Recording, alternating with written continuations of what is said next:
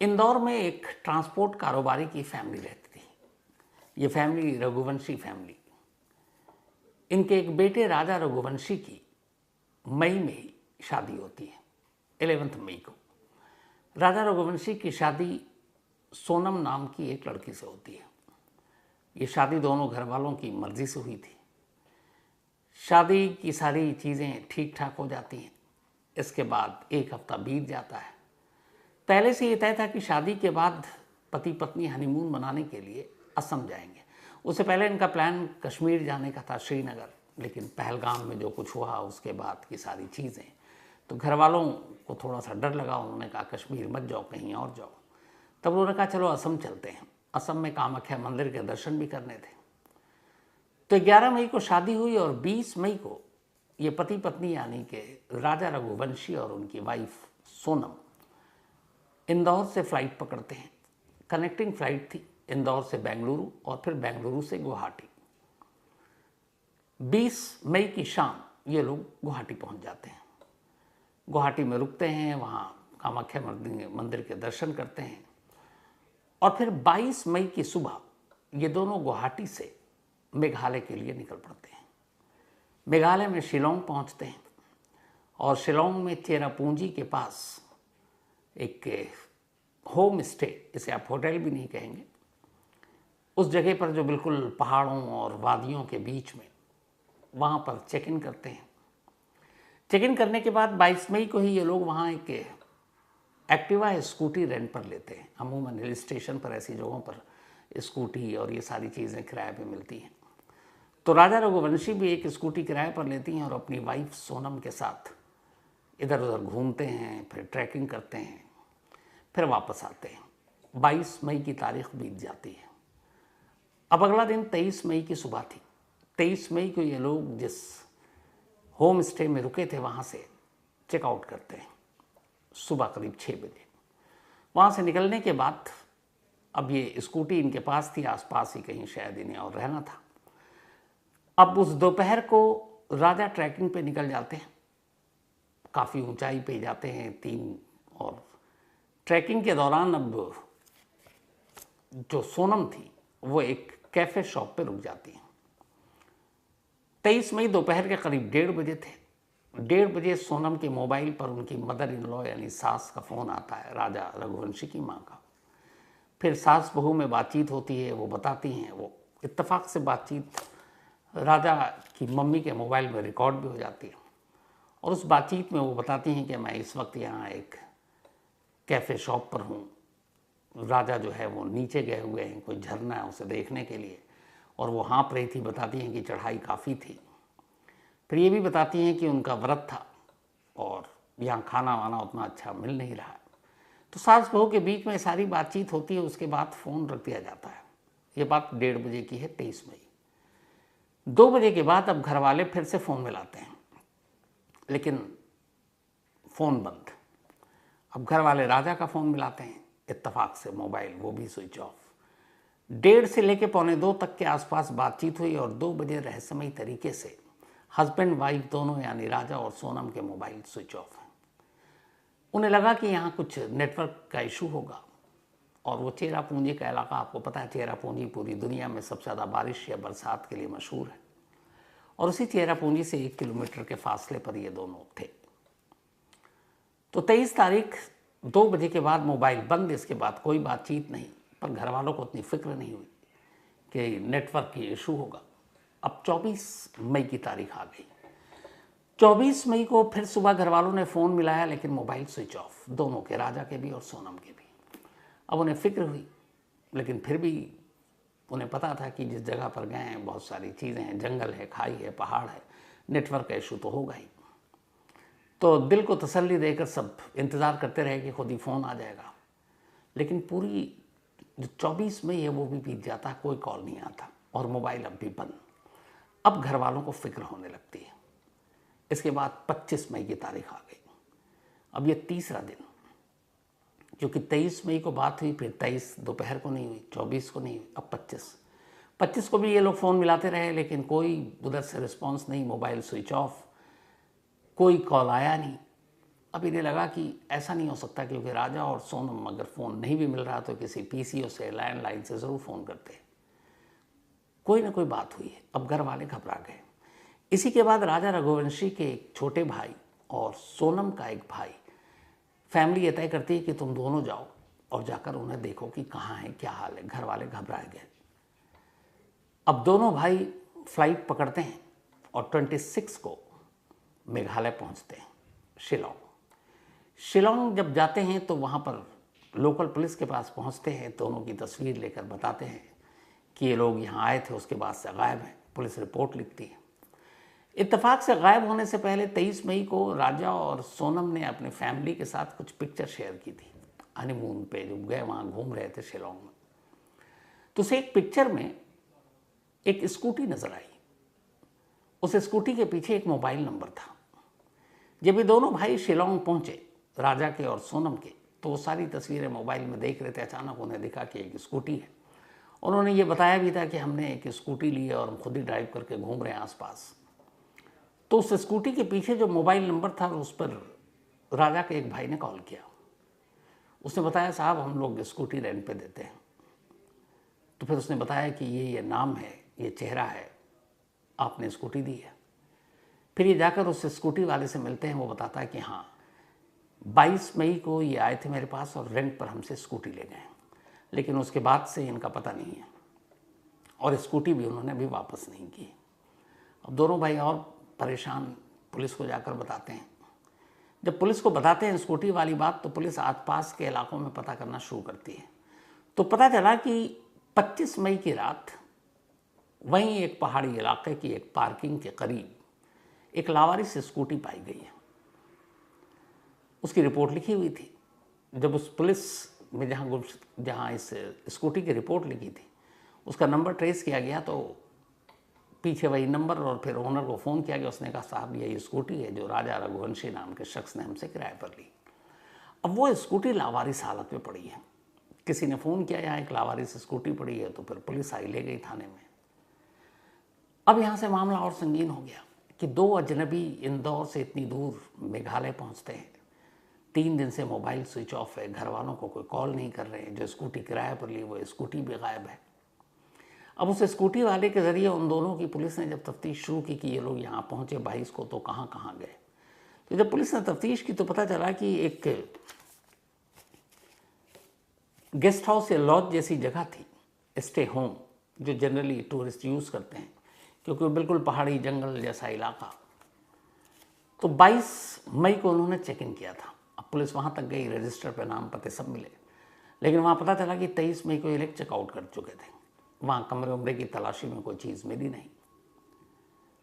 अब दोनों भाई वहाँ हैं, पुलिस में रिपोर्ट लिखाई जा चुकी है, पुलिस ढूंढ रही है। थोड़ी सी लैंग्वेज बैरियर भी आ रहा प्रॉब्लम। यहाँ इंदौर में फैमिली परेशान। फिर इंदौर में परिवार ने जाकर इंदौर के पुलिस कमिश्नर से मदद मांगी। कहा कि ये 2 बच्चे हनीमून मनाने के लिए गए और इनका कोई सुराग नहीं, मोबाइल बंद, और वो जगह ऐसी जहाँ पे शायद कोई मदद नहीं मिल रही है।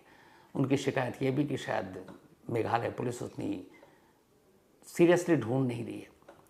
तो फिर इंदौर पुलिस ने मेघालय पुलिस को कांटेक्ट किया और कहा कि आप इन्हें ढूंढें। मेघालय पुलिस भी अब हरकत में आई। तलाश ज़ोरों शोर से शुरू हुई, सर्च ऑपरेशन टीम बनाई गई। लेकिन दिक्कत ये थी कि मौसम ख़राब, वैसे ही बारिश वहाँ बेइंतहा, खाई, पहाड़, जंगल, तो सर्च ऑपरेशन में भी दिक्कत आ रही थी।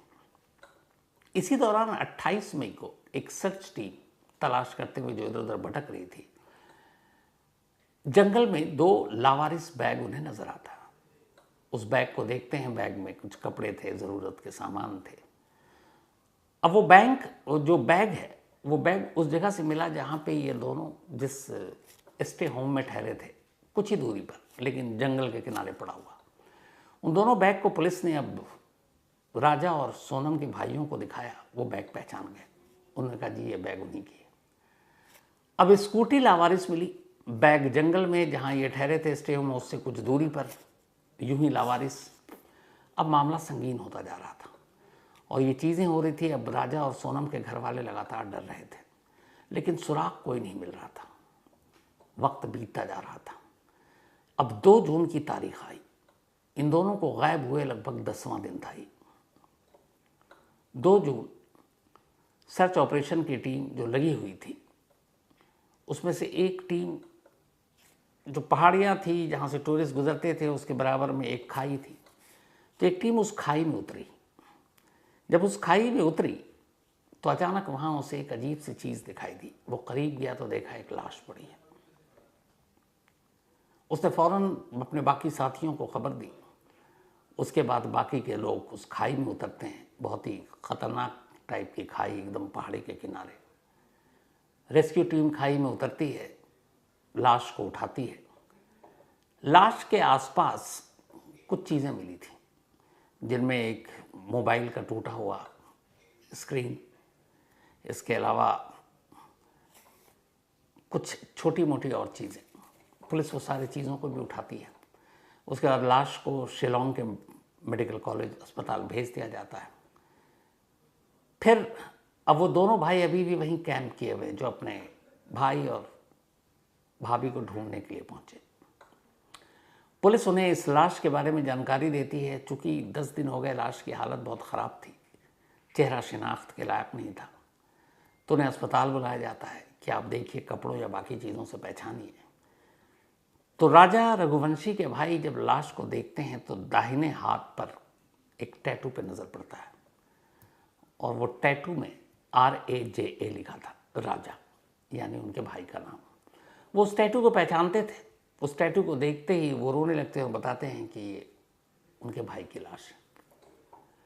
अब पुलिस जिसे 10 दिन से सर्च ऑपरेशन के जरिए ढूंढ रही है, वो एक लाश की शक्ल में एक खाई से बरामद हुई। लाश को पोस्टमार्टम के लिए भेज दिया जाता है, लेकिन जिस जगह ये लाश मिली उसके आसपास कहीं भी सोनम का कोई सुराग नहीं था। अब अगले दिन फिर पुलिस उस जगह पर, उसके आसपास के कई किलोमीटर के रेंज में फिर से तलाश शुरू करती है कि शायद यहाँ कहीं सोनम मिल जाए। मौसम भी साथ नहीं दे रहा है, बारिश भी हो रही है, फिसलन भी, कीचड़ भी, घने जंगल भी। फिर ड्रोन की मदद ली गई, ड्रोन के जरिए सर्च ऑपरेशन चला, लेकिन सोनम का सुराग नहीं मिल रहा। इस दौरान में उधर पोस्टमार्टम रिपोर्ट आ गई। पहले ये था कि खाई में लाश मिली है, शायद कोई हादसा हो, एक्सीडेंट हो, लेकिन जब पोस्टमार्टम रिपोर्ट आई तो पता चला कि ये कोई एक्सीडेंटल डेथ नहीं है, बल्कि एक मर्डर है, कत्ल का केस है।